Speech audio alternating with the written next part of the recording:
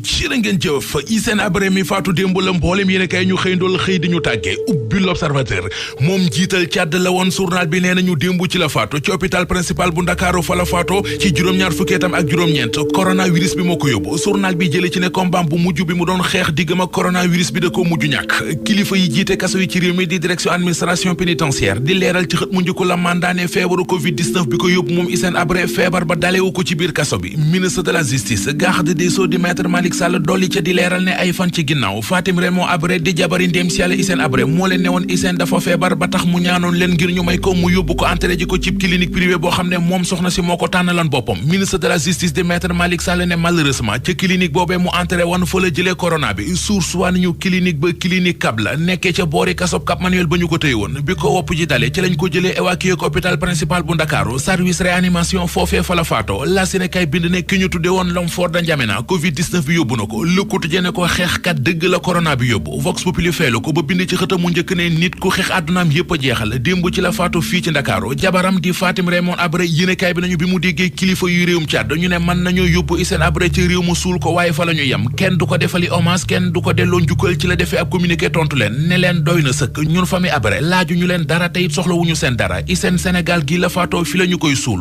réew mi Quotidien nañu fii ci réewum Sénégal fi la ñuy fàkkal Hissène Habré kërug dëggam Les Échos nañu waaye xalaatub denc Hissène Habré fii ci Sénégal ñaari soxna yi mu bàyyi ginnaaw moom Habré bokkewuñ ci xalaat te bu ñu lijjantee coow loolee bu nuppi nag des na leneen coow mu di moom Hissène Habré ba muy jiite réewum Tchad ñi loru woon ci ak nguuram te yoon ne nañu leen indemniser comme que ki leen waroon a indemniser faatu na léegi kan moo leen di indemniser maître Amadou Ali Kane di tontu ci biir yéenekaay bi nee na moom jàpp na ne waa Union africaine ak waa Union européenne ñoo ko war a def maître Assane Dioma Ndiaye di avocat bi sololoon victime yi ab robb ne ñu ci biir l'Observateur loolee di indemnisation gi du doon problème faatu Hissène Habré mënutatee ñu indemniser victime yi moom mi ñuy topp di ndéem si yàlla Hissène Habré la tribune mi ngi laaj nan la ñu ko war a jàppee ab héros wala safaan wa Soleil national xëy dellu si moom ci ak dundam ak i jaar-jaaram ba wax ñu ne am réewam di Tchad kilifa ya fa nekk seede si ñu def jëme ci moom ci homme d'état gi mu doonoon ci lañ ko gën a jëmee kë ci way wu ñaaw wañu koy bàkke Sud Quotidien mel ne ku xëy di ko tàggu adieu el guerriero mooy li journal bi bind ci xët mu njëkk Source A Alioune Ndoye mu ñu toroxal moo fa nekk du samay wax Mamadou Wane moo ko wax moom Alioune Ndoye yéenekaay bi nee nañu dafa demoon démb unité 19 bu Parcelles Assainies doon jaale ji waaye yëf yi wex na ko xat ne jàppante na fa jàppante bu rëy ak kii di Mamadou Wane